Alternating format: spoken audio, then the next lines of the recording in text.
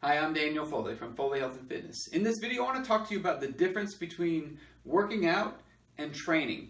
And so one of the things that I tell my trainers and my staff all the time is that a lot of people work out, but very few people train. And there's a big difference in those two statements. So working out kind of implies that you're just kind of coming in and going through the motions and doing whatever. Maybe you're just learning to burn some calories or whatever it is that you want to do that day.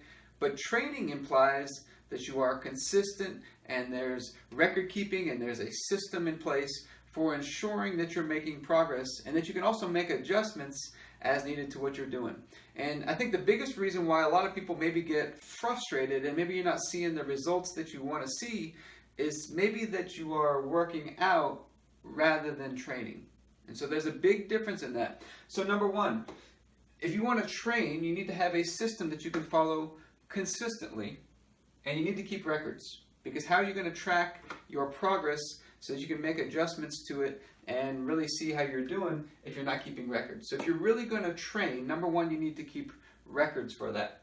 And then number two is you need to have a progression. I'll never forget when I first started working as a personal trainer, I had a guy come to me and said, hey, I can't figure out why I'm not making progress and you're not making any progress. My body's not changing. And I said, well, let me see what you're doing. So he actually had very good records. He had workout records for a long time.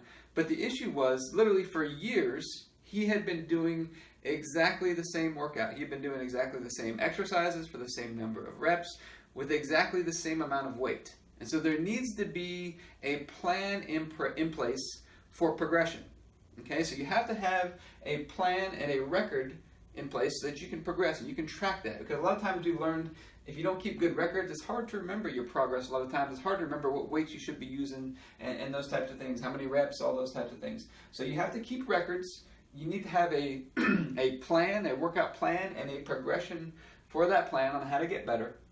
And then you also need to keep in mind two things. You need to keep in mind the balance between long-term results and short-term results. Okay, so I want to program you first. You need to put your perspective on the long term, because most people get frustrated with their fitness because they go at it like crazy. Maybe they get some good short-term results, but then they get hurt or they can't maintain that pace or whatever it is, and then they fall off long term. So what I would challenge you when you first start to train is start smaller and make progress at a much slower pace than you think you need to. Okay? So that's the foundational piece. Get that established first.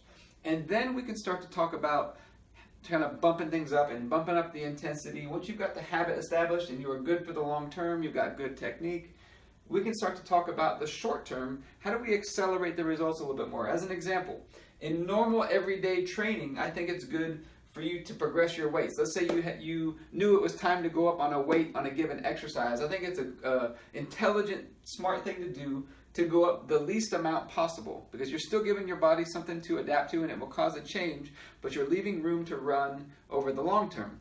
But at the same time, you do need to have some times, periodically, there's a balance here, where you need to kind of go for some new bests and really see what you can do. And so I think in your normal everyday training, it's good to focus on the long term, but then you need to have some times when you also focus on getting some short-term results as well. And so you have to have a balance between the two. And when you put that together, you're going to get a plan that gives you good short-term results, but also keeps you on track over the long term as you go from there.